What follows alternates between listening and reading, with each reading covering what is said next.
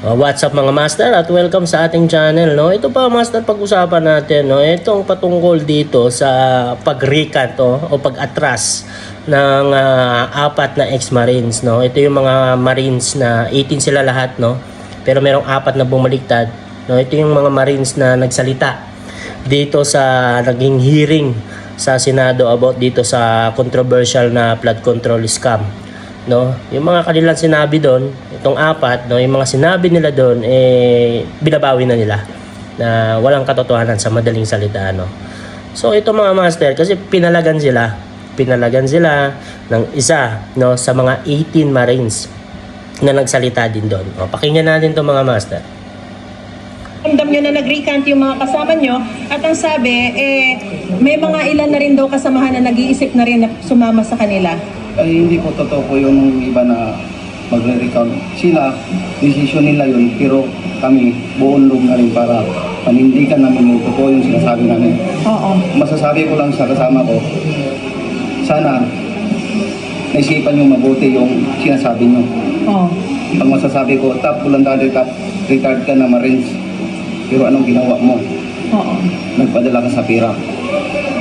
Sana naisipan mo mabuti yung kasama mo, na nahikayat mo silang tatlo na kayo ang nag-usap-usap na bumaliktad kayo. Yun lang ma'am. Kanino nyo sinasabi yan?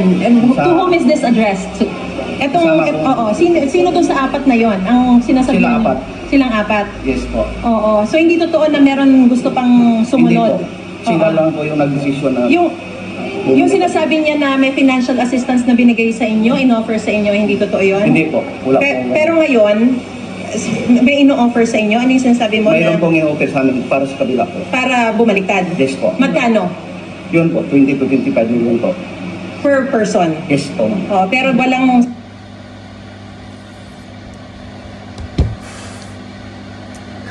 Oh my goodness.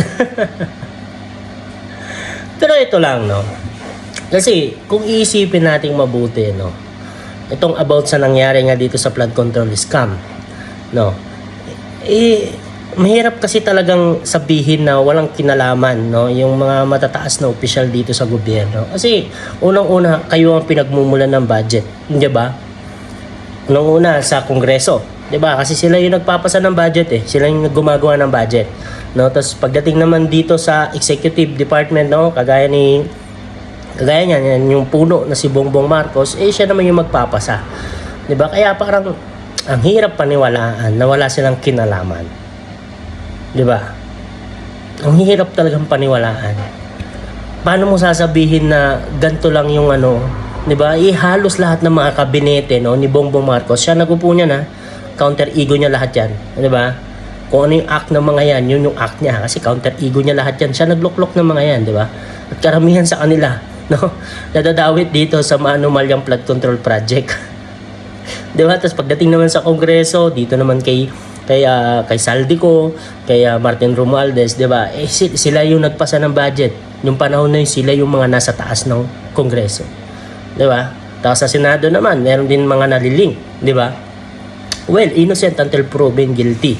Totoo naman 'yon. Pero ang hirap lang paniwalaan na wala talaga silang kinalaman.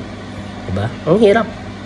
Sobrang hirap na isipin na wala silang kinalaman, no? Anyway, balik tayo dito sa pagbaliktad ng apat na doon sa mga 18 na ex-marines. Sa tingin nyo, sino sa kanila ang nagsasabi ng totoo? Kasi mas feel ko, no, ako pinanood ko yung interview nila, yung nangyaring hearing sa Senado. Mas feel ko na kung ano yung una nilang statement kaysa dito sa bago nilang ginawa, no, na pagbaliktad. Kasi parang ang punto ng kanilang sinasabi is yung pananakot, di ba? Parang gano'n, paulit-ulit yung pananakot, paninindak, di ba, banta sa buhay, di ba? Pero doon nga, sa sinabi niya nitong isa sa mga 18 Marines, Marines kayo. Tapos sa paninindigan, tumitiklop kayo. Alam naman natin yung mga Marines, di ba? Matitibay ang loob niyan. 'Di ba? Matitibay talaga ang loob niyan. Sa bakbakan talaga sa training niyan, 'di ba? Nasubukan talaga yung mental health ng mga 'yan. Pero aside pa rin na syempre, may pamilya din yung mga yan. No, yung pamilya din yung mga yan. Di ba? Well, tingnan natin, no? Tingnan natin kung ano yung patutunguhan nito. 4 pa lang naman yung bumabaliktad, no? 18 yan sila. So, meron pang 14. Diba? Sinasabi nga ng kaninang pinanood natin, hindi naman, wala nang susunod. Mali yung 4 na yun na yun. Diba? 4 na yun. Pero tignan pa rin natin. Diba? Kasi yung pressure talaga diba? Sobrang pressure. Kasi, isipin nyo ba naman, dawit yung pinakamataas, no? Na opisyal ng gobyerno. Yung presidente mismo. Pati yung anak niya, di ba? Yung kapamilya niya, di ba? Kamag-anak niya, dawit, di ba? Tapos yung mga, ang tawag nito, yung mga kanyang mga niluklok. Magkakasama silang lahat. Awit talaga, no? Grabe na talaga tong nangyayari ngayon. No, pero well, no? Kudos dito kay Sir. Pinalagan niya, no, itong sinasabi ng 4 na ex-marines na bumaliktad, no, na nag-recant sa kanilang mga sinasabi sa nangyaring hearing sa Senado. Pagpatuloy nyo yung inyong pinaglalaban, no, kahit tadta rin kayo ng sandamakmak na kaso, well predicted na yan, diba? Dapat naisip nyo na nung umpisa pa lang, tatadta rin talaga kayo ng sandamakmak na kaso, diba? Ganun talaga, mahirap sa mahirap, no, yung ipaglaban kung ano yung sa inyo yung katotohanan. At maraming mga Pilipino ang naniniwala sa inyo, at isa na rin ako doon, naniniwala ako na totoo yung sinasabi nyo.